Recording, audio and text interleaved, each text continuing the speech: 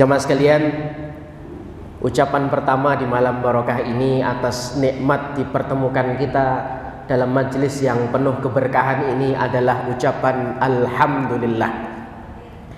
Alhamdulillahirabbil alamin. Mari saya ngajak diri semua yang hadir di ruangan ini, mari membiasakan untuk selalu memuji Allah. Setiap ustadz, dai, kiai, para alim, atau mungkin tadi MC kita sering sekali mengawali setiap pertemuan dengan mengucap nahmaduhu. Ingat tadi ya, maka tadi saya bacanya pelan-pelan. Nahmaduhu wa nasta'inuhu wa nastaghfiruh. Ini sebenarnya jamaah alarm harian kita. Kita seakan diingatkan oleh para alim, para guru-guru kita, sudahkah hari ini kita memuji Allah? Nahmaduhu wa nasta'inuh. Sudahkah hari ini kita meminta pertolongan kepada Allah? Siapa aku? Siapa saya? Tanpa Allah bukan siapa-siapa. Wa nastaghfiruh. Siapa kita yang gak punya salah hari ini? Maka kita diingatkan di awal majelis, sudahkah hari ini kita minta ampun kepada Allah? Wa na'udzubillah min sururi anfusina wa min sayyiati a'malina. Hari ini tidak ada hajat paling besar kita, salah satunya adalah diproteksi, dilindungi selalu oleh Allah Subhanahu wa taala. Jemaah, manusia itu lemahnya itu luar biasa lemah. Setitik debu kecil tidak dianggap, tapi kalau sudah masuk mata kita saat laju 100 km per jam, maka lebih mudah potensi apa? Kecelakaan. Allah sangat mudah menjadikan ranting yang ringan, yang mungkin menurut kita nggak akan mati kita dipukul ranting, tapi ketika jatuh di mobil kita atau mungkin mengagetkan kaca helm kita, bisa jadi kita gampang tergelincir hanya dengan ranting yang lemah. Jamaah, maka kita diingatkan, sudahkah kita selalu minta perlindungan kepada Allah? Nabi minimal 8 kali baca muawwidzatain. Udah ngerti muawwidzatain? Ayat yang diawali dengan kul a'udzu. Nabi mengajarkan kul a'udzu itu cuma 2 saja. Kul a'udzu birabbil falaq sama kul a'udzu birabbin nas. Cuma Nabi mengajarkan baca kul huwallahu ahad dulu. Karena sebelum memohon perlindungan, mantepin tauhidnya dulu, tauhid kita. Jangan-jangan ada yang lain selain Allah yang mungkin kita yakini, backing kita, penolong kita, yang kita akui kehebatannya dalam tanda kutip. Meskipun yang kita bilang hebat, nahan sakit perut aja dia nggak bisa. Tapi kadang kita akui dia itu, kalau mungkin orang tetangga sebelah harap banar jarzidin. Pokoknya dibilang pokoknya luar biasa lah. Atau mungkin punya kehebatan nyebrang penajam nggak pakai ferry, nggak pakai speed, saking saktinya sidin, gitu ya.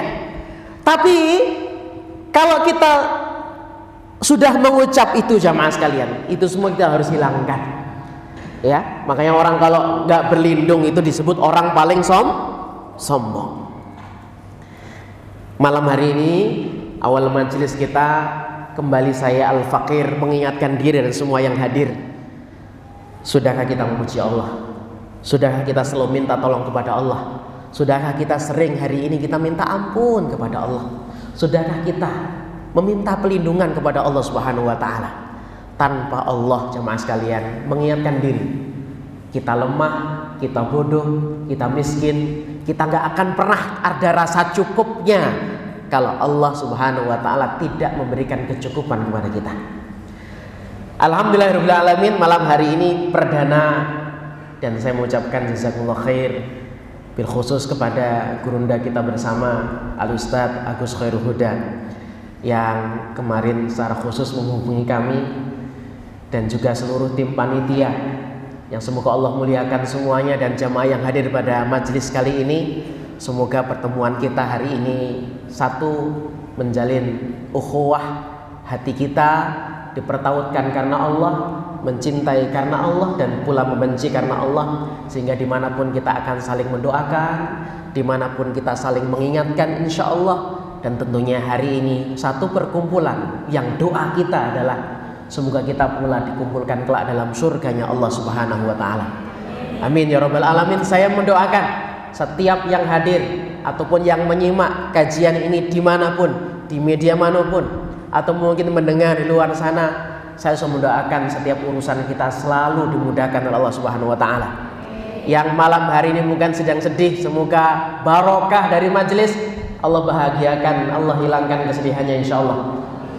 Yang hari ini mungkin sedang sempit, sesek dadanya, berat pundaknya, terasa berat dunia dijalaninya, semoga Allah lapangkan hatinya sehingga mudah dan lapang terasa hatinya insya Allah. Mudah-mudahan kalau sudah lapang, mudah urusan, gampang semuanya.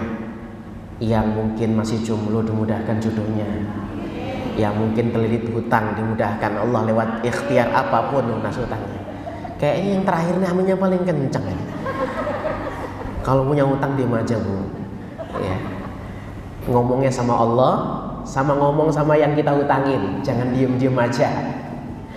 Baik, semuanya jemaah sekalian, jadi saya doakan kebaikan karena majelis ilmu adalah disebut Nabi Raudhah, dan tentunya di sana adalah naungan para malaikatnya, dan semoga keberkahan majelis itu kita rasakan semua di malam barokah ini insyaallah. Amin ya Rabbal Alamin. Sebagian mungkin tadi sudah kenal saya, nama saya. Ya, saya tidak belum perkenalkan diri. Hari ini udah banyak bantuan di media sosial ya. Tinggal dibuka Google, yang penting jelas nama saya, insya Allah ketemu. Ya, ketik di Google, ketik nama saya, insya Allah ketemu. Ya, nama saya Muhammad Nur Sobah. Ketik saya seperti itu, insya Allah akan ketemu, entah video, entah link, entah Instagram, entah media sosial, atau bahkan YouTube, insya Allah akan ketemu, insya Allah. Hari ini alhamdulillah kita hari ini dimudahkan untuk tuntut ilmu. Dulu orang tuntut ilmu harus jalan jauh gitu. Tapi tetap beda jemaah sekalian, melangkahkan kaki bersusah payah ya, tentunya berbeda nilainya dibanding yang cuman duduk di kasur, ruangan ber-AC, leyeh-leyeh, ada kopi di sebelahnya, di depan saya belum ada ini. Oh, di bawah ini ya. Insyaallah. Ada pisang goreng begitu ya. Tentunya berbeda karena kaidah mengatakan al-ajru ala qadril masyaqqah. Balasan atau ajar itu berbanding lurus dengan kesulitan yang kita hadirkan. Beda yang sulit hadir di majelis ini dengan mungkin harus beberapa kali naik angkutan, dengan yang mungkin sekali langkah sampai. Coba boleh tahu yang paling jauh angkat tangan. Merasa. Boleh dong merasa. Mana yang paling jauh? Sebelah kanan saya mana? Ada yang paling jauh? Merasa enggak apa-apa, merasa dalam hal ini ya. Yang tengah-tengah. Perapatan. Halo. Ada yang lebih jauh dari perapatan? Bapak, mana bapak? Paling jauh mana pak? Sepinggan. Balikpapan Timur. Ada yang dari Papan Timur? Masya Allah. Jauhan saya kilo 10. Baik, alhamdulillah. Jadi kita berharap pahala dari Allah. Semoga seiring dengan kita meluangkan waktu di tengah kesibukan, apalagi ini deretan hari-hari libur panjang, yang Masya Allah godaannya besar untuk kita bisa sekedar nongki-nongki dan juga makan-makan dan sebagainya. Masya Allah, saya doakan semoga Allah berkahi langkah sampean semuanya, antum semua, jenengan semuanya di majelis ini, dan Allah turunkan keberkahan sehingga tenang hati kita keluar dari majelis ini insya Allah. Amin ya Rabbal Alamin. Salawat beriring salam teruntuk junjungan kita yang mulia baginda Rasulullah Muhammad sallallahu alaihi wasallam. Semoga kita mendapatkan cipratan syafaatnya. Semoga kita di akhir zaman ini dimudahkan dalam mengikuti jalan yang pernah beliau tempuh dulu dalam beragama. Tidak ikut jalan yang lain, ngikut jalan Nabi. Semoga kita dengan amal tersebut menyebabkan meski berpisah jauh kita dengan Nabi kita Muhammad SAW lebih 1400 tahun yang silam. Sekarang hijriahnya tahun berapa Bapak Ibu? 2000 berapa? Hijriahnya Bapak Ibu, halo, 2000? Kok 2025 ini? 1400? Masya Allah ya. Sekian waktu kita berpisah dengan Nabi. Tapi harapan kita hari ini kita mengikuti Rasulullah dengan cara kita belajar, mengkaji ayat yang telah diturunkan kepada beliau, kemudian belajar tentang hadis-hadis yang beliau sampaikan, kemudian melaksanakan oleh-oleh yang hari ini, malam hari ini kita pelajari tentang Isra Mi'raj itu, ya, yaitu tentang sholat. Mudah-mudahan dengan kita menjaga sholat kita cukup menjadi hujjah atau alasan kelak. Semoga kita diakui sebagai umatnya Rasulullah Sallallahu Alaihi Wasallam. Malam hari ini, sebagaimana tema jamaah sekalian, apa tadi saya lupa. Menggapai apa tadi? Merengkuh langit, menggapai berkah di Sidratil Muntaha. Kita bahas temanya dulu ya jamaah sekalian. Temanya itu Masya Allah ya. Ada kalimat ikhtiarnya merengkuh langit, yang dicari berkah. Ada suatu tempat yang dituju namanya Sidratil Muntaha. Pertanyaan untuk kita, kenapa kita perlu cari berkah? Kenapa harus merengkuh langit dan tempatnya harus Sidratil Muntaha? Kenapa enggak cukup di Melawai saja kita cari berkah? Kenapa kita enggak cukup di BSB saja kita cari berkah? Apakah tidak bisa didapat dari tempat tersebut? Saya nggak mendiskreditkan satu tempat atau satu profesi atau aktivitas ya, enggak ya. Saya hanya ingin menyebut satu tempat-tempat yang memang sering kita mencari ketenangan dalam tanda kutip hati, atau dalam bahasa Arabnya sakinah. Meskipun kalau kita rogoh-rogoh kantong lagi kosong, sakinahnya nggak ikut pulang. Ya Allah, habis 100.000 malam ini, hilang lagi sakinahnya, ikut pulang. Ya, atau mungkin berpisah dengan temennya, sumpeknya datang lagi. Jadi cuma berapa jam di situ? Paling pol 1 jam, 2 jam, udah bosen kita. Kalau lama-lama lupa bawa jaket, gitu ya, masuk angin. Nah, tujuannya dapat sakinah, malah dapat apa Bu? Keroan ya. Ya, malah buat tato sama ini ya. Tato merah-merah itu loh. Ya, siapa yang sini hobinya buat tato? Ya. Jamaah Bapak Ibu sekalian, kalimat dalam judul ini menarik untuk kita bahas dan kita kaitkan dengan peristiwa besar di bulan Rajab ini. Allah Subhanahu wa taala memberikan hiburan istimewa spesial khusus untuk Nabi kita sallallahu alaihi wasallam pada tahun kurang lebih 10 Hijriah. Jadi Nabi mendapatkan tugas dari Allah Subhanahu wa taala kurang lebih 23 tahun. 13 tahun di periode Mekah, 10 tahun di periode Madinah. Jadi 3 tahun menjelang Nabi hijrah ke Madinah, Allah kasih hadiah istimewa. Allah kasih hiburan istimewa, Isra dan Mi'raj Nabi sallallahu alaihi wasallam.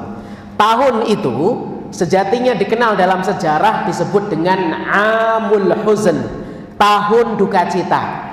Ada deretan peristiwa yang subhanallah jemaah sekalian, semua manusia, hatta Nabi sekalipun menangis jemaah sekalian. Deretan ujian. Hari ini kita mungkin sering meneteskan air mata dengan ujian. Dan tahukah kita Bapak Ibu, ujian terberat yang Allah timpakan kepada hambanya adalah ujiannya kepada para nabi. Asyaddul bala al-anbiya. Bala atau ujian yang paling besar itu Allah turunkan kepada para nabi. Maka Masya Allah, nabi itu diutus dari kalangan bashar. Qul innama ana basyarum mithlukum. Nabi kita bukan malaikat. Allah utus nabi kita dari kalangan bashar, tapi disebut dengan khairul bashar, manusia terbaik. Kenapa Bapak Ibu sekalian? Umatnya ini manusia yang kita ini apalagi di akhir zaman paling sering minum bodrek, paling sering minum paracetamol, paling sering minum apalagi Mexagrip, paling sering minum Sanaflu. Kenapa? Kenapa butuh paracetamol biasanya? Yang kita keluhkan nyut-nyut kepala kita, sering mumet, muter-muter kepala kita jemaah. Coba bayangkan, kalau kita punya nabi, hidupnya nggak pernah diuji. Kita coba bayangkan teman-teman, kita punya nabi, hidupnya itu cuma senyum aja, nggak pernah ada air mata. Maka hari ini kita bingung, teladan kita siapa kalau kita sedang mumet sakit kepala? Apa yang harus kita lakukan? Maka lewat peristiwa Isra Mi'raj ini kita diajarkan solusi itu semua di sana. Mungkin ikhtiarnya kita mendekat di bumi dengan cara sujud. Tidak ada pundak tempat kita bersandar, tidak masalah. Yang penting masih luas tempat sujud untuk kita semuanya. Kita tinggal menghampar saja dah, ambil wudu, bisikan kita di bumi, tapi terdengar sampai ke langit. Masya Allah ya. Jadi orang ini jamaah sekalian sering teriak kemana-mana. Mungkin dengan alasan saya mau merilis stres saya Ustadz, saya mau teriak-teriak di sono, saya mau teriak-teriak naik gunung, silakan. Tapi Bapak sekalian, berteriak dengan suara senyaring apapun belum tentu terdengar di langit. Tapi kalau kita bersujud, bisikannya lirih, lembut, tapi bisikan itu Masya Allah akan terdengar di langit. Isra Mi'raj mengajarkan kita demikian. Solusinya semua di sana jamaah sekalian. Maka Allah memperjalankan hambanya, dan memang harus ada ikhtiarnya, harus ada usahanya. Dan semua kebahagiaan itu semuanya harus melewati tetesan air mata. Tahun itu jamaah sekalian, Allah Subhanahu wa taala mengambil orang-orang yang sangat dicintai oleh Nabi kita Muhammad sallallahu alaihi wasallam. Khadijah Al-Kubra, supporter internal beliau. Ibu-ibu, kalau pernah umroh, kita apalagi pernah ke Museum Wahyu, ya, di kaki Jabal Sur, ya, di atas itu ada Gua Hira, ya, ada Gua Hira. Di bawahnya sekarang dibangun Museum Wahyu. Di dalam Museum Wahyu itu di kanan kiri dinding itu banyak tulisan hadis-hadis keutamaan tentang istri-istri Nabi Shallallahu Alaihi Wasallam. Salah satunya adalah Ibunda Khadijah Al-Kubra. Ibu tahu jemaah sekalian, kenapa Nabi itu susah move on ditinggalkan Ibunda Khadijah? Sampai Ibunda Aisyah kita itu cemburunya Masya Allah, Khadijah lagi, gitu ya. Gak bisa jemaah sekalian melupakan Ibunda Khadijah. Satu wanita yang mendapatkan salam langsung dari Rabbnya, dari Allah Subhanahu wa taala. Satu wanita yang ketika Rasulullah di pundaknya itu beban yang sangat berat, tapi ketika terbayang Ibunda Khadijah, separuh masalah beliau itu akan hilang. Bahwa bisa muhasabah nih, kalau lagi mumet pusing di kantor, sama bayangin bini sampean, istri sampean, kira-kira separuh masalah sampean hilang tuh gimana Bapak Ibu? Bahwa saya curiga Bapak di sudut sana ketawanya kayak tambah mumet ya. Masya Allah ya. Rasulullah SAW itu kita mendapati ya, kenapa beliau saat itu berdukanya luar biasa. Bayangkan ya mas sekalian, kehilangan sosok wanita yang kalau kita mau pulang belum ketemu jamaah, belum ketemu, baru membayangkan Ibunda Khadijah, separuh permasalahan Ibunda Nabi itu hilang. Masya Allah ya. Ketemu Khadijah, maka Nabi menyebutkan wanita yang solehah itu idza amartaha ata'atka. Nabi mengatakan kalau dia disuruh itu nurut sama kamu. Kalau engkau pandangi, nyaman sekali dia dipandangi. Masya Allah ya. Itu ciri-ciri. Ibunda Khadijah itu belum ketemu aja, baru bayangin. Kita bisa bayangkan betapa totalitasnya Ibunda Khadijah mengabdikan dirinya sebagai istri kepada Rasul SAW, melaksanakan perintahnya Allah Subhanahu wa taala. Maka tidak ada balasan terbaik kepada beliau. Nabi mengatakan surga. Kamula minar rijali katsirun. Laki-laki yang imannya sempurna itu banyak kata Nabi. Walam yakmul minan nisa illa thalatha. Tapi wanita cuma 3. Kalaupun ada tambahannya istri-istri Nabi seluruhnya, putri-putri Nabi seluruhnya. Tapi 3 ini big star ini. Maryam, siapa lagi?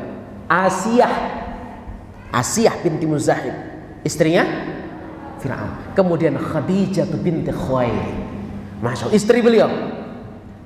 Makanya beliau ketika tinggal Ibunda Khadijah itu Masya Allah, coba sekali sedih. Nggak lama, jadi jarak berdekatan. Wafatnya Ibunda Khadijah, supporter internal beliau dalam dakwah, seluruh hartanya wakaf semua untuk perjuangan Islam. Masya Allah, ini pahalanya double sama sekali Bunda Khadijah ini. Yang kedua, wafatnya paman beliau, siapa? Abu Thalib. Ini sebelum Isra Mi'raj ini. Wafatnya paman beliau. Masya Allah, supporter eksternal. Tadi kan internal. Jadi kalau ada yang menenangkan Ibunda Khadijah. Oh, di luar yang menghadapi orang-orang musyrik yang ingin berbuat jahat kepada Rasulullah, berhadapan dulu dengan paman beliau.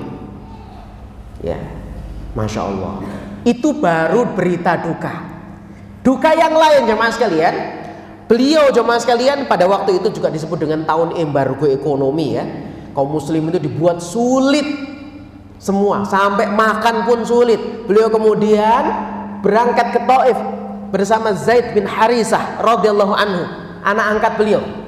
Di sana harapannya adalah mendapatkan suaka perlindungan. Insya Allah hari ini Taif berkahnya, Masya Allah, buah-buahan sangat segar. Taif itu puncaknya kota Mekah. Kalau sekarang mungkin Bogor kalau di Indonesia ya. Daerahnya sejuk, adem, dingin, buah-buahnya seger. Di sana anggur rasanya Masya Allah.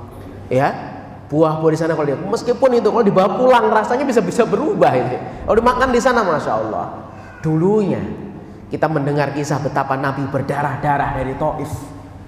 Betapa malaikat yang menunggu gunung itu sampai gemes. Apakah aku akan timpakan ini kepada mereka penduduk Taif? Nabi mengatakan sabar. Bahkan Nabi mendoakan, ya Allah, Allahumma hdi qaumi, beri petunjuk kepada kaumku ini. Karena mereka itu belum ngerti. Kalau mereka ngerti gak seperti ini kok. Sabarnya Nabi.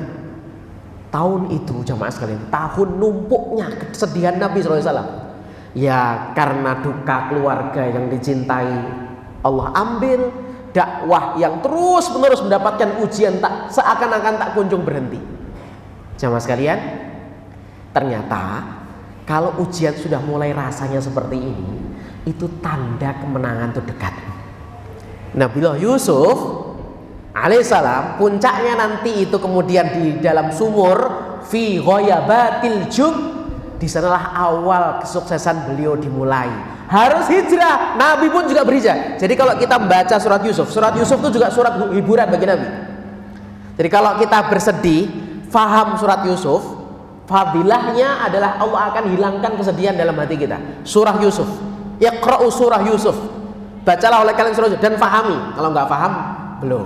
Harus paham, karena peta perjalanan Nabi itu persis dengan peta perjalanan Nabi Yusuf alaihissalam. Awal kesuksesan itu ketika kita sudah merasakan puncak kesulitan dan kesedihan. Udah itu tinggal sedikit lagi itu, sabari aja. Kadang orang justru berhentinya, nyerahnya kalau pas di puncak sakit. Udahlah, nyerah ya Allah. Padahal bentar lagi itu solusi jalan keluar datang. Nabi Yusuf alaihissalam sama. Udah mentok, apa yang bisa menolong? Siapa yang bisa nolong? Jub. Sumur dalam bahasa Arab itu ada dua jamaah. Satu bi'run itu sumur rame yang sering ambil oleh orang airnya. Kalau jub, sumur tua, banyak rumputnya, hanya orang tersesat yang ke sumur itu. Coba, harapannya mana lagi kecuali Allah saja. Tapi itulah awal keberhasilan. Sampai nanti kemudian ke Mesir. Nabi kita, kalau Nabi dari Mekah ke Madinah, ini kan awal pertama kali. Tapi sebelumnya Allah hibur beliau spesial Isra dan Mi'raj. Jamaah sekalian, Isra Mi'raj ini ayat yang sangat fenomenal dan kita sering dengar adalah surat Al-Isra sendiri ayat pertama. Kita kalau mentadabburi ayatnya, Masya Allah, benar-benar hiburan ini, benar-benar solusi ini. Subhanalladzi asra bi'abdihi lailam minal masjidil haram ilal masjidil aqsa alladzi barakna haulahu linuriyahu min ayatina. Coba lihat, Maha suci Allah yang telah memperjalankan hambanya. Makanya ayat ini itu harus difahami dengan bahasa iman. Kalau nggak pakai bahasa iman, orang nggak akan percaya. Dahulu ketika Isra Mi'raj, Nabi telah pulang. Pagi hari itu orang-orang musyrik datang keliling kepada orang-orang muslim yang baru masuk Islam terutama, dan banyak yang murtad beberapa. Kenapa? Tuh loh, yang kamu ikuti itu tambah gila. Gimana ceritanya? Mengaku berjalan 1 malam sebelum subuh sudah sampai lagi ke Mekah dan mengatakan sudah sampai Palestina, bahkan sampai Sidratul Muntaha. Sampai mentok nanti ke rumahnya sahabat Abu Bakar. Apa kata sahabat Abu Bakar? Kenapa dijuluki As-Siddiq? As-Siddiq. Dari mana engkau mendengar kisah ini? Dari Muhammad. Dengarkan. Kalau ada kisah yang lebih gila dari Isra Mi'raj, dan itu keluar dari lisannya Muhammad sallallahu alaihi wasallam, Rasulullah sallallahu alaihi wasallam, la sadaqtu, aku orang pertama yang akan membenarkan kisah itu. Dah, nggak bisa ngomong lagi mereka. Jadi semuanya itu digembosin. Sahabat Abu Bakar menegaskan, kalau itu dari lisan mulia Rasul SAW, ada kisah yang lebih gila dari Isra Mi'raj, aku orang pertama yang akan membenarkannya. Wah, ini iman ya mas kalian.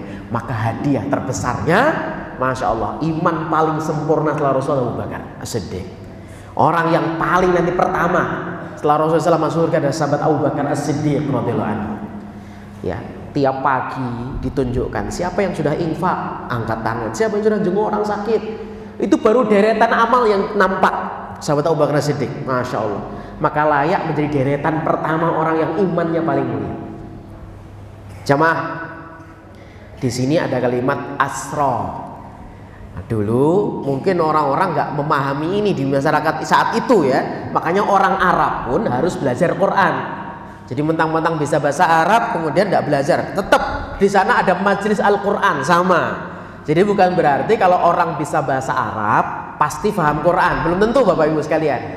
Ya, belum tentu. Harus juga sama-sama belajar. Jadi perintah belajar agama itu bukan hanya orang untuk selain orang Arab, tapi untuk semuanya. Hatta orang Arab juga belajar Quran. Jadi hari ini subhanallah ya, banyak orang-orang asal bisa ngerti ngomong ngoceh Arab langsung dianggap bisa tahu agama, padahal mungkin yang diucapkan bahasa-bahasa yang tidak baik. Itu banyak lagu-lagu yang dalam tanda kutip lagu-lagunya itu bahasa-bahasa syahwat semuanya, tapi dianggap oleh kita kaum muslimin sebagai bahasa yang indah, bahkan dianggap sebagian mungkin seperti sholawatan gitu ya, padahal mungkin lagu-lagu syahwat tapi dengan bahasa Arab. Nggak usah begitulah. Ada orang Arab suruh mimpin doa, dia nggak bisa berdoa karena nggak pernah belajar. Yang penting ngomong bahasa Arab, kita amin, amin, amin. Padahal lagi ngomong apa begitu ya. Tapi karena kita bahasa Arab ini semua diamin. Jadi tidak semua bahasa Arab diaminkan ya. Jangan sampai kita pokoknya ada ngomong Arab amin, amin gitu ya. Ya ini kebalik. Orang Indonesia juga sama gitu. Asal kadang kita itu nyuplik bahasa-bahasa Al-Quran. Contoh kalau orang sana katanya kalau haji umroh kesesat, ihdinas siratal mustaqim, gitu ya. Nah, pokoknya tunjukkan jalan. Apa bahasa Arab itu tunjukkan jalan? Ihdinas siratal mustaqim, biar gak tersesat ya. Ya dibalas sama orang Indonesia ya kan. Ya. Baik, jamaah sekalian Allah muliakan. Asra itu apa? Memperjalankan, bukan berjalan sendiri. Kalau berjalan sendiri, saya sebutkan satu statement. Ada semut dari Surabaya datang ke Balikpapan 1 jam 15 menit. Saman percaya nggak? Kalau mungkin sekarang ada teknologi bisa dipercaya. Gimana caranya? Gimana Bu? Semut Surabaya Balikpapan 1 jam 15 menit. Nah, lihat kalimatnya. Kalau dia jalan sendiri mustahil. Tapi kalimatnya diperjalankan, ada yang memperjalankan. Betul ya? Apa fasilitasnya? Dia naik Lion Air. Kok bisa semut naik Lion Air? Nyangkut di bagasi oleh-oleh sampean. Terlalu banyak manis-manis mungkin ya yang dibeli oleh-olehnya. Sehingga di situ ada nyangkut semut.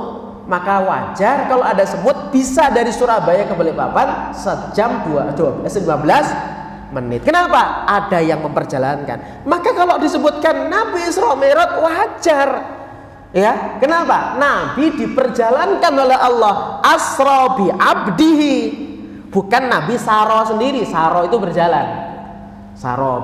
Tapi ini asra, ada yang memperjalankan.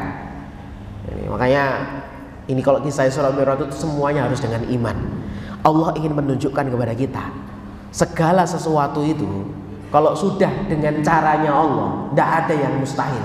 Kamus mustahil itu teman-teman hanya milik kita. Kamus mustahil hanya milik kita. Kamus tidak mungkin hanya milik bagi Allah. Tidak ada yang tidak mungkin. Itu pelajarannya.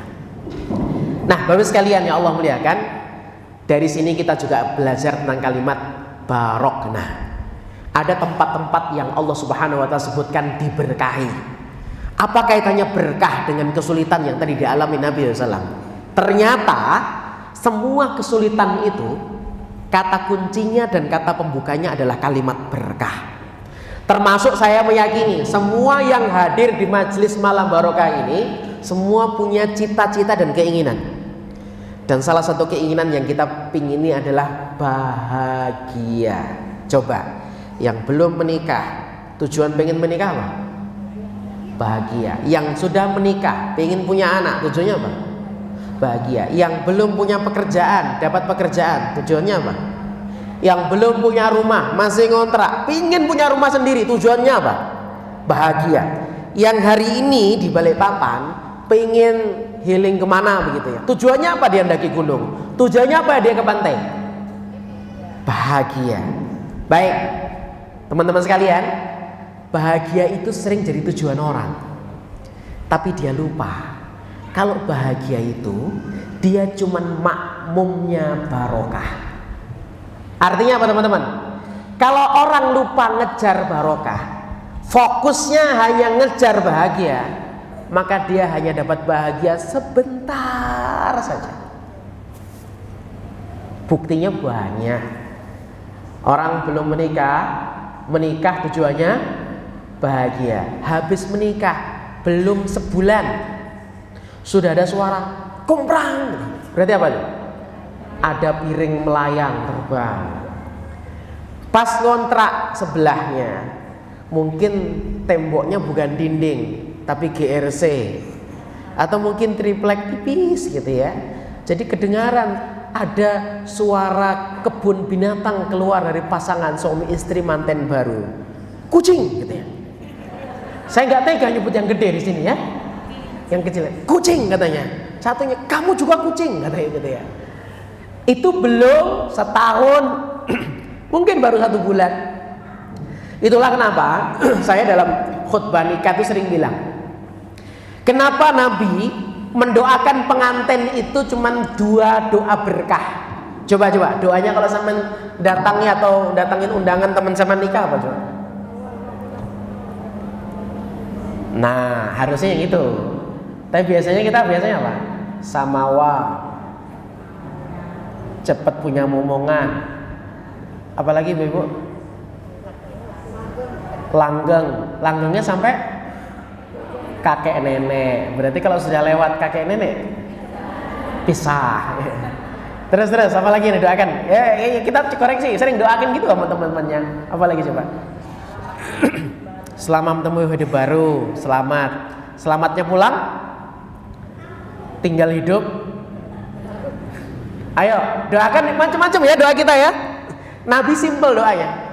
Barakallahu laka wa baraka alaika wa jama'a bainakuma.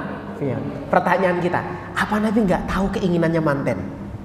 Tahu.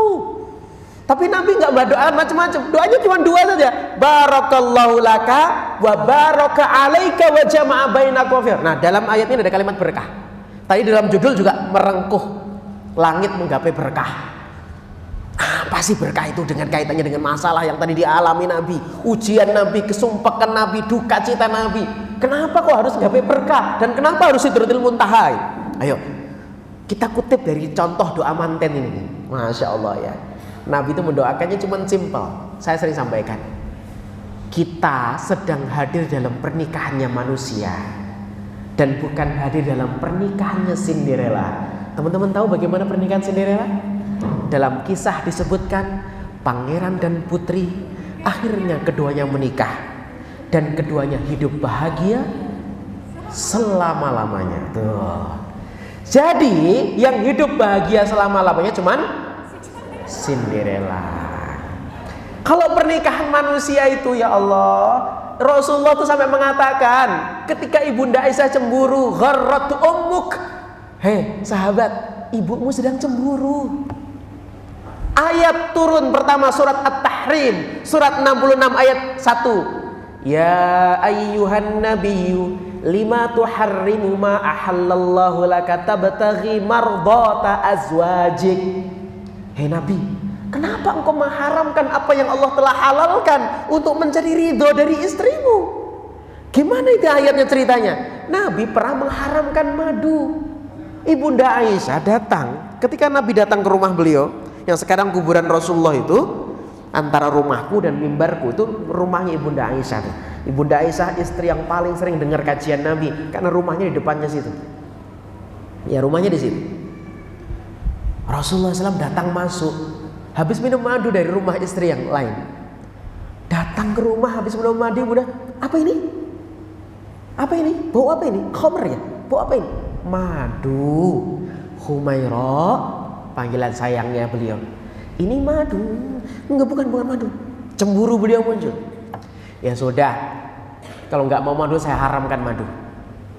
Allah turunkan ayat, hai Nabi, kenapa engkau haramkan apa yang telah Allah halalkan untuk mencari ridho istrimu? Coba sekalian.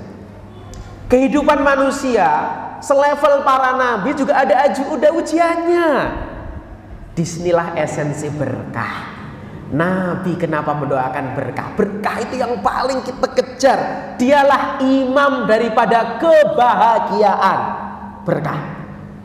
Maka kalau ditanya kenapa berkahnya 2 dalam doa Rasulullah, hidup manusia itu akan silih berganti siang dan malam seperti siang dan malam. Lihat deretan ayat hiburan contoh. Wadduha, lanjut. Walaili idza saja. Lihat, Allah bersumpah dengan 2 waktu yang sering kita lewati. Semua kita tadi barusan melewati waktu siang. Hari ini, malam ini kita melewati waktu malam. Mudah-mudahan besok hari kita merasakan terbitnya fajar. Terus begitu kita akan merasakan tenggelamnya matahari. Maka yang siang tak perlu jumawa akan tenggelam suatu waktu matahari. Yang malam tak perlu berlama dukanya, akan terbit nantinya fajar. Bapak Ibu sekalian, hidup kita itu persis seperti siang dan malam. Allah katakan, ma wadda'aka rabbuka wa ma qala. Muhammad, mau siangkah hidupmu, mau malamkah hidupmu, Tuhanmu tidak akan pernah meninggalkanmu. Tapi kan saya sumpah Pak, saya nggak dapat, itu saya target, ternyata dia tikung orang Pak. Apa yang disini ditikung biasanya? Sampan kurang cepat. Iya, tanah ya. Saman pikirannya pasti lawan jenis ditikung gitu ya. Saman sudah ngincer tanah di situ, tiba-tiba kok sudah diambil orang gitu. Allah katakan apa? Walal akhiratu khairul laka minal. Bahasa mudahnya gini loh, nggak dapat sekarang nggak apa-apa. Ada akhirat yang lebih baik daripada dunia. Itu ayat hiburan. Jadi kalau sampean paham ayat ini, lagi sedih baca ya. Wadduha. Oh iya, saya kemarin seneng kayak wadduha ya. Walaili idza saja. Sekarang saya merasakan kondisi seperti walail, malam pekat, mencekam, takut, gelisah, cemas. Allah kasih tahu, hei, Allah nggak ninggalkan kamu. Kamu nggak sendirian. Allah menghibur Nabi itu tanda Allah tidak meninggalkan Rasulullah. Banyak orang mengatakan Tuhanmu meninggalkanmu, Muhammad. Tuhanmu meninggalkanmu. Orang-orang musyrik itu ngomong gitu kepada Rasulullah. Tuhanmu mana? Tuhanmu mana? Tuhanmu meninggalkanmu. Beberapa waktu Nabi itu nggak turun wahyu. Sumpah jamaah sekalian. Ujian Nabi itu Masya Allah. Maka Allah hadirkan satu malam keberkahan. Didatangkan di tempat-tempat barokah. Ketemu dengan orang-orang yang penuh barokah. Siapa? Para nabi. Langit pertama ketemu siapa? Nabi Adam. Langit kedua ketemu siapa? Nabi Isa sama Nabi siapa? Langit ketiga ketemu Nabi. Tadi sudah disebutkan namanya. Nabi yang ganteng, ini loh, mbak-mbak ini oleh sebut ganteng semuanya tahu. Saya kasih tahu ya, kalau bicara Nabi Yusuf, di balik gantengnya ada penjara. Sering orang itu kalau ketemu nikmat dia lupa, di selipan nikmat itu ada duka. Jadi di balik gantengmu ada lukaku gitu ya. Saman kalau punya suami ganteng itu deg-degan kalau keluar. Sama kayak punya si cantik ya. Di mana Pak? Ngapain Pak? Coba fotoin lingkungan, videoin sekitar. Iya, kenapa? Suami yang ganteng, gelisah. Ya, oke, baik. Sampai mana tadi itu? Nabi Yusuf, terus Nabi siapa lagi? Nabi Idris, terus siapa lagi? Nabi Harun, terus langit ke-6. Nabi yang suruh Rasulullah balik lagi. Ini 50 waktu gak akan sanggup nih sholat. Nabi Musa. Terakhir ketemu siapa? Nabiullah Ibrahim alaihissalam. Insyaallah. Kenapa harus ke sana gitu? Ketemu dengan orang-orang soleh. Orang soleh itu barokah. Disitulah kita nih kalau cari barokah, cari bahagia itu harus ketemu seperti itu jemaah sekalian. Berhibur kita jangan salah. Kalau kita curhat juga jangan salah. Kalau kita cerita sama orang juga jangan salah orang. Sama cerita sama kompor. Jadi gosong, bahaya. Ya. Mbak apa?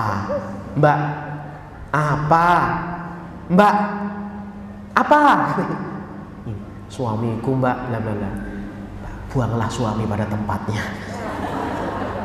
Itu kompor namanya itu ya. Malah gak dapat tenang sampean. Lihat tuh, Rasulullah diperjalankan, dia lihat ketemu tempatnya harus benar, yang ditemui juga harus benar. Begitu. Dan digambarkan dalam perjalanan ini tidak ada tujuan kecuali nomor satu masjid. Dan sebelum Nabi di Mi'rajkan, Nabi sholat dulu jemaah sekalian. Nabi sholat dulu sebelum Mi'raj. Ikhtiar kita itu hari ini lupa. Kita ini punya Allah. Kadang saya tanya, sama sudah sholat 2 rakaat, ngapain? Ya kan solusinya di Allah. Sudah doa? Belum. Jadi gini, kita sudah terbiasa refleks sejak kecil. Ini insting kita ya. Kalau anak kecil nangis sama ibunya dikasih apa? Anaknya dikasih permen katanya. Kalau adiknya yang masih owe-owe, kalau nangis dikasih apa? Kasih susu. Oke, itu terinstal terus itu. Pokoknya kita refleks, kalau lapar yang dicari makan, bukan tidak boleh. Tapi nanti kita benerkan ya. Kalau sampean sakit yang kita cari obat. Sebelum obat kita datang ke dokter. Oke. Kalau ban sampean bocor datangnya kemana? Itu refleks kita. Refleks. Ayo kita kembalikan lagi. Sebenarnya yang kita lakukan tadi itu cuman ikhtiar yang harus kita jalani. Bukan satu-satunya solusi. Coba, siapa yang pernah tahu orang makan gak kenyang-kenyang? Atau orang sudah punya 1 miliar tapi dia belum puas-puas? Atau orang punya mobil 5 masih korupsi? Siapa yang menjamin punya itu semuanya jadi solusi? Belum tentu. Jadi itu cuma kita sedang jalani ikhtiar. Solusinya dari mana? Allah. Maka kita ikhtiar. Sakit jebret memang harus datang ikhtiar ke dokter, ke tabib, ke para yang mungkin ahli di bidangnya, ke terapis yang ahli. Tapi jangan lupa, asy-syafi huwallah. Penyembuh adalah Allah. Nomor 1 itu doa. Nomor 1 doa. Rasulullah ngajarin gitu. Apa-apa, sholat dulu. Apa-apa, ya Rabb, ya Allah, ya Allah. Robbi itu nomor 1. Ayah kita Nabi Ibrahim yang nanti ketemu Nabi di langit ke-7 itu disebut dalam Quran ayah yang paling banyak berdoa. Robbi, mau berangkat ke Mekah, Robbi. Rabbi ja'al hadza baladan aminah. Baladan aminah. Sampai Mekah berdoa lagi, Rabbi ja'al hadzal balada aminah. Sudah pakai alif lam. Hadzal balada aminah, jadikan negeri-negeri aman. Paling sering sampai di situ lagi mau ditinggalkan. Wajnubni wa baniya an na'budal asnam. Sampai lagi mau ditinggalkan. Rabbi ja'alni muqimas shalah. Itu Nabi, ayah kita semuanya jamaah sekalian. Satu dari dua uswah hasanah dalam Al-Quran Nabi kita Ibrahim alaihissalam. Itu nyontohin kita, apapun nomor satu doa. Jadi jamaah sekalian, kalau kita sudah sering melibatkan Allah, itulah sebab pertama kali keberkahan. Melibatkan Allah. Berkah itu kalau kita melibatkan Allah. Kalimatnya apa? Bismillah. Jadi bismillah itu tolabul barakah. Jadi kalau ditanya, Ustaz, apa bacaan pertama kali saya supaya dapat keberkahan? Ucapkanlah bismillah. Ya Allah, sertai kami. Ya Allah, mudahkan kami. Ya Allah, lindungi kami. Itu bismillah. Ya Allah, tutupi aurat kami. Bismillah itu dahsyat. Ya, kalau kita sudah meninggalkan Allah, ya Allah, hari ini banyak orang ditahan jodoh karena ada makhluk gaib yang menghalangi matanya. Ini saya contohkan ya, di antara salah satu sekian penghalang. Saya tidak menyebutkan satu-satunya penghalang ya, salah satu penghalang. Dia itu melihat orang selalu nggak sempurna terus, jelek terus. Dipatahin itu. Kenapa? Ada jin yang suka sama dia. Jin yang paling berat keluar dari diri kita itu dua. Satu jin nasab, indigo jadinya itu. Nah itu ada jinnya, turunan. Dari siapa suruh jagain sama mbahnya, sama kaiknya, tolong jagain cucu yang mana, nanti dia indigo, ada jinnya. Yang kedua adalah jin mahabbah, jatuh cinta. Jin jatuh cinta itu kan apa? Macam-macam, termasuk karena lihat fisik kita. Jin perempuan lihat fisik laki-laki, jin laki-laki lihat fisik perempuan. Tahu nggak pelindungnya apa? Bismillah. Nabi mengatakan, satru ma baina a'yunil jin wa aurati ibnu Adam idza khala ar-rajulu thawbahu fa qara'a bismillah. Sater penghalang yang menjadikan mata jin nggak bisa melihat aurat kita. Kalau kita buka baju baca bismillah. Loh, sampai urusan buka baju biar kita tenang hidup. Ustaz, kenapa kok bisa tenang hidup? Loh, tadi kalau nggak ada jin tenang hidup kita. Kalau ada dia gelisah hidup kita. Dia suka alladzi waswisu fi sudurin nas kerjaannya. Buat kita was-was, buat kita gelisah. Ya. Tenang, makanya proteksi itu ketenangan, kebahagiaan, sertakan Allah, cari keberkahannya dengan mengucap bismillah. Oh, Nabi Isra Mi'raj tadi disebutkan dengan cara ikhtiar yang lain, sholat dan sebagainya. Mendekat ke Allah itu sebab kita dapatkan keberkahan. Nah, tempat seperti ini, Bapak Ibu, ini tempat-tempat keberkahan. Siapapun hari ini kalau ngejar bahagia, tapi nggak pernah dekat ke masjid, nggak pernah mau akrab dengan majelis, bahagianya dari mana? Sebentar, banyak orang menikah kemudian hilang bahagianya. Punya anak harapannya dia bahagia dengan malah sumpek sepet punya anak. Banyak orang mungkin dulunya belum punya rumah harapannya bahagia, ternyata rumah kosong. Males pulang ke rumah, si anak ditanya, "Le, nggak pulang ke rumah?" Anak menjawab, "Nunggu nenek lampir tidur." Oh, siapa nenek lampir? Kata dia gitu. Siapa itu, Le? Dia nggak berani ngomong, mungkin nggak tega, tapi dia sudah tega mengatakan nenek lampir. Si bapak yo nggak kalah, nggak pulang pak. Tuh lihat, warung kopi di Balikpapan tuh nggak ada yang pernah sepi. Isinya anak-anak puber pertama sama puber kedua. Usianya rata-rata sama. Puber pertama males pulang, puber kedua yang malas pulang. Rumah nggak kurang besar. AC bisa main bola rumahnya, tapi semua merasa suntuk masuk ke dalam rumah. Lihat, coba apa yang dikejar? Kalau bukan berkah. Kalau Allah berkahi, nah berkah itu nanti turunnya di sini. Maka Rasulullah SAW itu dalam Isra Mi'raj, Nabi itu mengalami beberapa kali pembelahan dada. Salah satunya sebelum Isra Mi'raj, dibersihkan, dibelah, dibersihkan, dimasukkan lagi. Hadisnya sahih. Ya. Makanya kita ini kalau pingin minta solusi kepada Allah, bersihkan hati dulu. Kalau kita pingin berkah hidup sama, ini bersih dulu. Kalau sudah Hati ini sakit terus, jauh dari keberkahan teman-teman. Susah melihat orang lain senang, senang melihat orang lain susah. Teman lagi masang AC, dia yang menggigil. Teman mencet klakson mobil, didit mobil baru, dia yang masuk ambulan. Repot ya. Susah melihat orang lain senang, senang melihat orang lain susah. Tandanya ada hasad. Nah, ini kalau kita minta solusi kepada Allah, ini harus bersih dulu. Bersih dulu nih penyakit hati. Nah, toharoh batin namanya. Toharoh batin, baru minta solusi. Nggak ada sakit hati, nggak ada ghil, nggak ada dengki, semuanya ini bersihkan dulu, baru minta pertolongan Allah Subhanahu Wa Taala. Ya, maafin orang. Nah, juga itu cari solusi, harus maafin dulu. Baru Allah kasih solusinya. Kita kembali. Allah turunkan berkah itu di sini. Di sinilah nanti Allah turunkan juga sakinah. Huwallazi anzalas sakinata fi qulubil mu'minin. Dialah Allah yang menurunkan ketenangan itu pada hatinya orang beriman. Makanya kalau sudah Allah kasih bahagia di sini, tidak peduli dia tinggal di mana.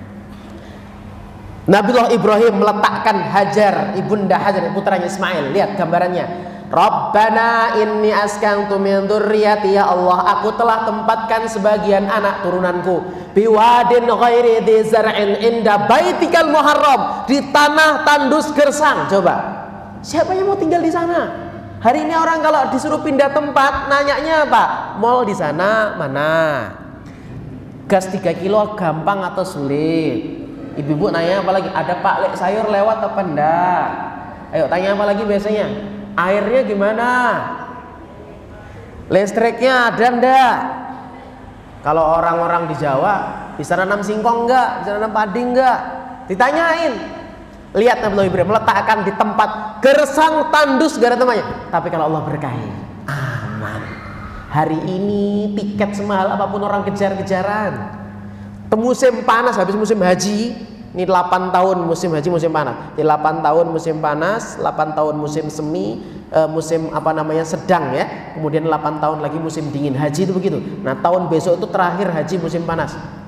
Didatangi orang sampai 50 derajat Celcius aman. Dia rasakan tetap enak ibadah, jalan siang hari sekalipun. Meskipun terkelupas-kelupas kulitnya. Kenapa? Berkah tempatnya. Meskipun panas, tempat. Hati senang. Anak pramuka punya istilah, di sini senang, di sana senang, di mana-mana. Kata kuncinya ketika Allah turunkan senangnya di sini, bukan di benda. Ustadz, saya itu ngincer Samsung S24 Ultra yang bisa zoom 100 loh. Belum kebeli, ada iklan S25. Enggak, kesampaian, enggak, tenang lagi. Jadi bahagianya dia kalau dia harus punya S25 dulu. iPhone yang terbaru sekarang berapa yang harus PO dulu nih? iPhone berapa? Saya enggak pengguna iPhone soalnya. 15, 16. Sudah ada di Indonesia belum? Ada orang mengatakan saya harus punya iPhone 16 dulu baru saya bisa bahagia. Ya Allah, betapa sulitnya kita bisa bahagia. Harus nunggu iPhone yang harganya sekian puluh juta. Allah adil, makanya Allah tuh adil. Nurunkan bahagia itu di kalimat berkah. Dah. Maka Allah zalim andikan menurunkan bahagia pada tempat. Orang kalau belum pernah ke Derawan berarti nggak bahagia. Orang kalau belum pernah ke Raja Ampat berarti dia akan sumpek hidupnya. Allah akan zalim ketika Allah meletakkan bahagia hanya pada mungkin benda, kepemilikan benda. Harus punya iPhone baru bisa ketawa, harus punya ini, harus punya itu dan sebagainya. Harus menikah dulu baru bisa senyum. Kalau masih sekarang diuji belum menikah nggak bisa senyum, betapa zalim Allah. Dan Allah maha suci dari sifat zalim jamaah. Inni haramtu dzulma ala nafsi, kata Allah dalam hadis qudsi. Aku haramkan kezaliman atasku. Allah nggak mungkin zalim.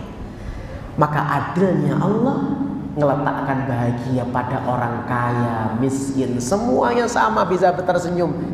Dengan apa? Diturunkan berkah lewat hatinya orang-orang beriman. Makanya kita kejar ke berkah ya, berkah ya. Kerja gitu. Kalau tidak dicari berkahnya, demi Allah gak bisa bahagia. Kita harus cari kerja dengan sogok sana, sogok sini, tipu sana, tipu sini. Kita cari kerja sampai kita nggak bisa sholat.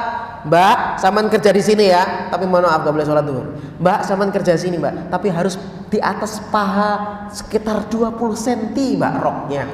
Mbak, saman kejar itu dan pengen dapat bahagia, gajinya sekian juta mbak. Saya jamin mbak, saya sama gak akan pernah bisa bahagia. Karena memang rumusnya bahagia di kalimat barokah. Allah Isra Mi'rajkan ke tempat barokah, ketemu tempat barokah, ketemu orang-orang yang barokah, malamnya malam barokah.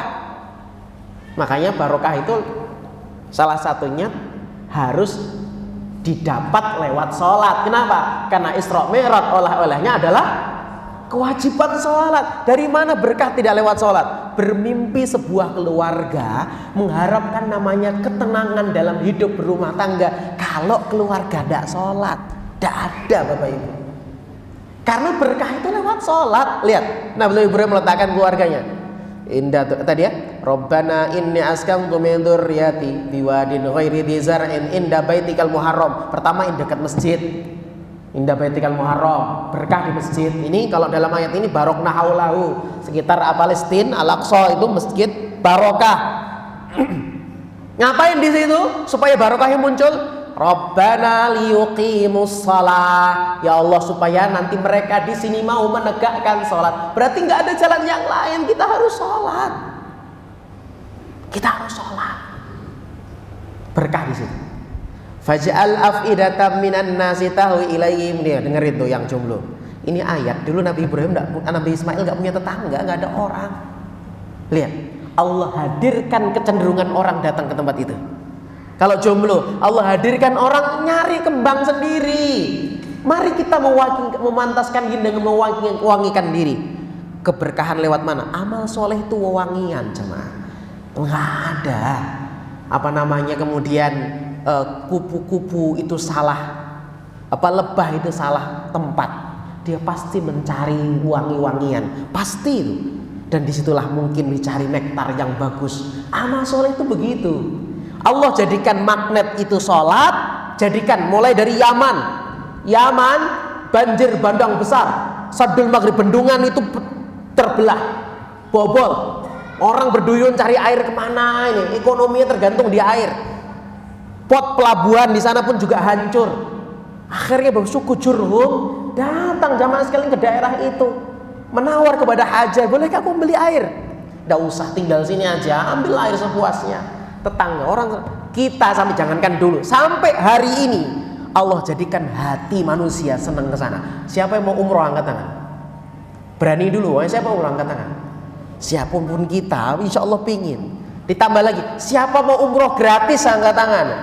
Loh, sudah ditambah gratis belum mau angkat tangan juga. Ya tadi wajar ya, siapa mau umroh angkat tangan wajar ya. Sekarang saya tambah gratis. Kebangetan kalau nggak angkat tangan. Insya Allah ya ini sekalian.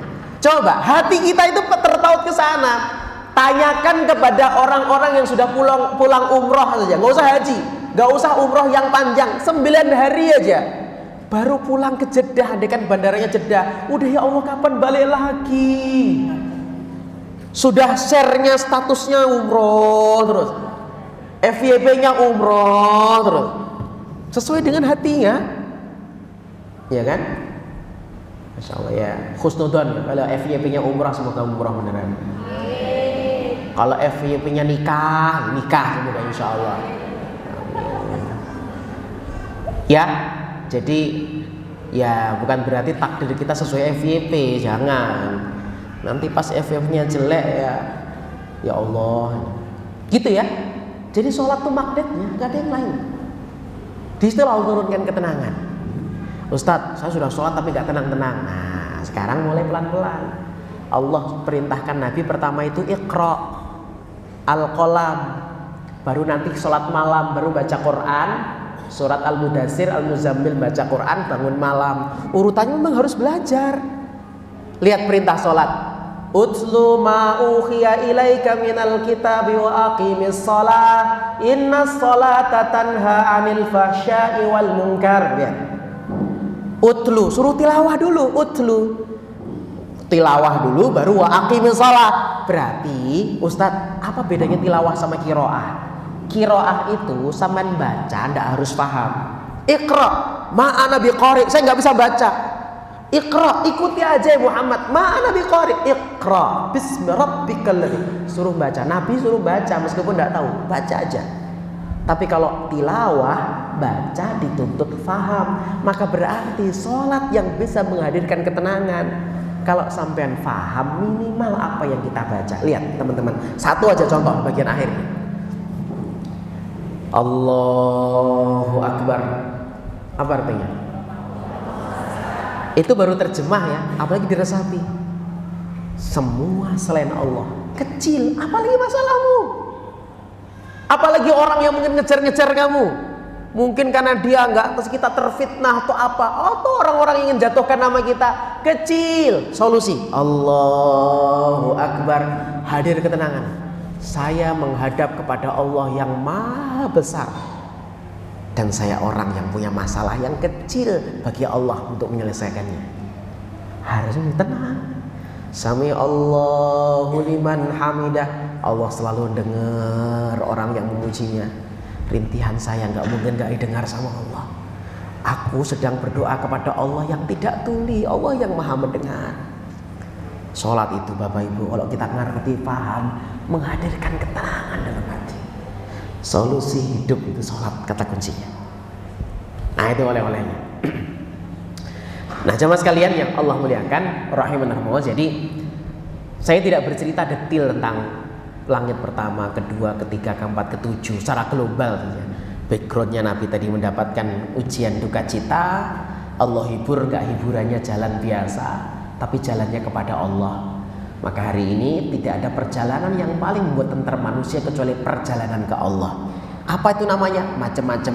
Umroh, haji, perjalanan ke Allah. Majelis taklim, perjalanan ke Allah. Melangkah ke masjid, perjalanan ke Allah. Apapun hari ini sampean melaksanakan perintah Allah, sampean disebut berjalan ke Allah. Sampean meninggalkan larangan Allah, sampean juga disebut sedang berjalan kepada Allah. Nah, perjalanan kepada Allah itu kata kuncinya. Kita hari ini udah tahu ternyata sumpek-sumpek itu kata kuncinya adalah di kalimat berkah. Maka kalau Allah sudah berkahi kayak manten, susah senang. Maka ada dua doa berkah kan? Tadi di awal, barakallahu laka wa baraka alaika. Karena kita bukan keluarga Cinderella. Kita pasti akan seneng, kadang nangis, kadang lapang, bercanda, kadang sumpek, kadang ngobrol asik, kadang diem-dieman, ndak negur, gitu ya. Sudah ada surat cinta ya. Baik itu. Jadi teman-teman sekalian, syaratnya kita harus fokus kejar keberkahan. Baik, boleh tulis status hari ini. Berkah adalah imam kebahagiaan. Ya, silakan gitu, sembarang boleh begitu. Berkah adalah imam daripada kebahagiaan. Fokuslah ngejar berkah, maka pasti Anda akan bahagia. Baik, itu status kita malam hari ini. Untuk jadikan nasihat semua yang mungkin membaca, biar yang baca itu jangan lihat sampean galau terus ya. Kita nulis nasihat itu bukan kita sok apa anda. Semoga manfaatnya kemana-mana. Kalau manfaatnya kemana-mana, baliknya ke siapa? Kita mengajak menasihati orang, tapi juga nasihati diri kita.